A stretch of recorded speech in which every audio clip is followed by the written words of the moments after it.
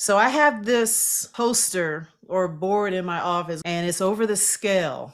And it says, take pride in how far you have come and have faith in how far you will go. And I love listening to that because sometimes we get caught up in where we are. We get caught up in our frustrations. Think about where you are now based on where you started. Because some of you have got, we all do, let's put it that way, gotten frustrated by what we see on the scale. We thought we would get further along than where we were. 6 months later, you thought you'd be here, but you're actually somewhere else. But you just got to remember, how far have you gone? You may not have gone a whole mile. You may have been a quarter mile, which is still better than where you were. So the key is you don't want to remain stuck. Yes, the further you go, the better, but that's where you have faith in how far you can go. But in order to get there, we got to learn how to say every step we make, what did it take to make that one step? What are you going to do in your next step? What are you going to take with you? What did you learn from that step? And that's what's really going to help you move further in the game, in the process, in the journey. So that's why it's important to understand to have faith in how far you can go. Because sometimes we believe that we're not where we want to be right now, but you still have to have that vision and how far you can go. That's why I go into these topics of redefining. What do you have to believe differently? What boundaries do you have to break down in the process? What are some of the new thoughts? What are some of the new skills that you need to develop? For example, the new business. What do you need? You need an office. You might need a business partner. You might need an investor. You need furniture. So that's part of the journey. What are the tools you need, not just for a business or for being an herbalist? As an herbalist, you need jars, you need strainers, you need the herbs. Are you going to grow the herbs? So that's how we are in our journey. What tools do you need? Do you need a blender? Do you need a kitchen? Do you need what tools do you need? Do you need a new knife? So it's so many things that we can put in our toolbox in the journey. So if you feel like you're not moving fast enough, what do you need to get you moving? So when I'm talking about physical examples, you're a runner. You want to run more efficiently. You need running shoes. So some of you may be trying to do this healing journey without having your healing shoes on.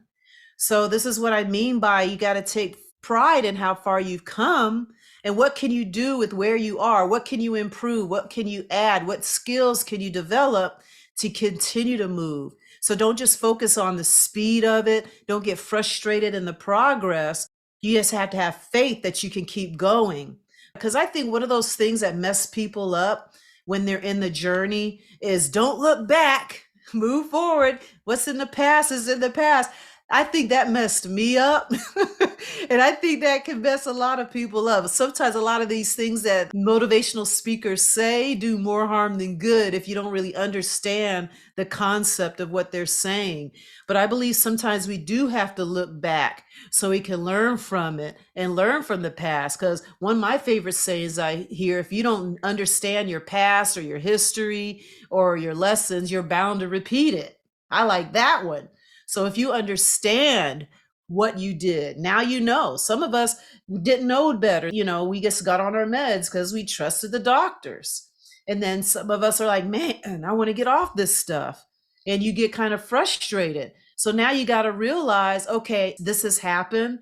What do I need to do to be able to come off these meds so that I can continue my journey? So I really think that's important, especially the end of the year. So for those who know me, towards this end of the year, it's kind of like a reflection. How am I going to prepare for 2024? And it starts now, not January 1st. Actually, it started 2 months ago. I like to think 2 or 3 months ahead. And I want y'all to get in the pattern of that. Start to think, what do I need to redefine? What tools do I need? How do I need to move forward? And start to prepare for it now. Don't put it off. Decide what you need. If you want to do some more juicing, get a good juicer. What kind of juicer do you want? If you want to do more cooking at home, okay, do you need pots and pans? Just start to think about the things you want to improve on in 2024 and start now. All right. For those of you that celebrate Christmas and you got these gifts exchanges and all this stuff, start asking for stuff that you need. Don't leave it up to them. Do you need, who needs more candles and more soap? so I'm just saying, try to utilize your resources and kind of be clear on what you want and use that to get you ready for January, because you think January 1st you're going to wake up and say, you know what, I got this. And that's what most people do. That's why most people fail. So that's what I'm saying. Start to reflect now and how far you've come and start to write things down, because that's what's going to help you look at something and be like, okay, I need to do more of this.